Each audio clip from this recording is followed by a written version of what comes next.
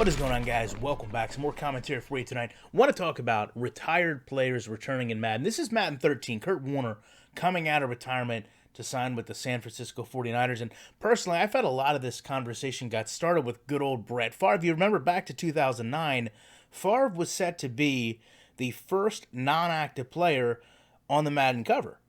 He was there in his Green Bay Packers uniform that we all know him and loved him as, and it looks like he was going to ride off in the sunset. But then he came back as a New York Jet, and obviously they had to modify the game's cover. And it seemed like Madden took a page out of the old Brett Favre handbook when they started to have these players come back.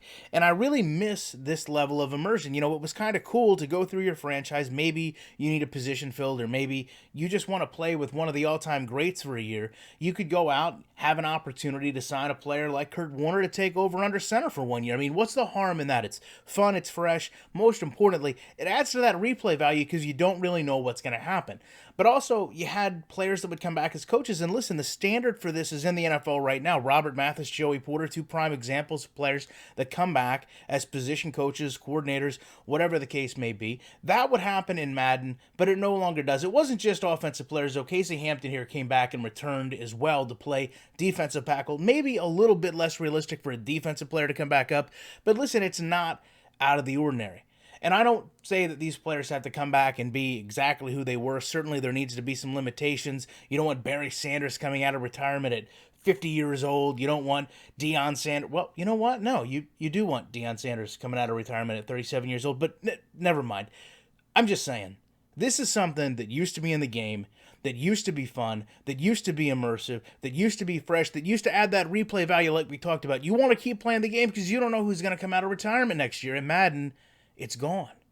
Why is it gone? Why was time and energy and money and resources devoted to handpicking these players that would return for us not to have them years later? This is the common thread that we see with EA Sports and Madden. They hand us things into the game. We get accustomed to them. We like them. And a couple years later, they just disappear with no rhyme or reason. If they were doing something different now that made it better, I could more easily rationalize why it's out of the game, but the fact of the matter is they're not. Should have a situation next year where, let's say, maybe Peyton Manning wants to come back. We should have that ability. Love to know what you guys think about this. If you have fond memories of the unretired players or the player coaches, and if you want them back in the game, you know that I'll be back in the week with more comments.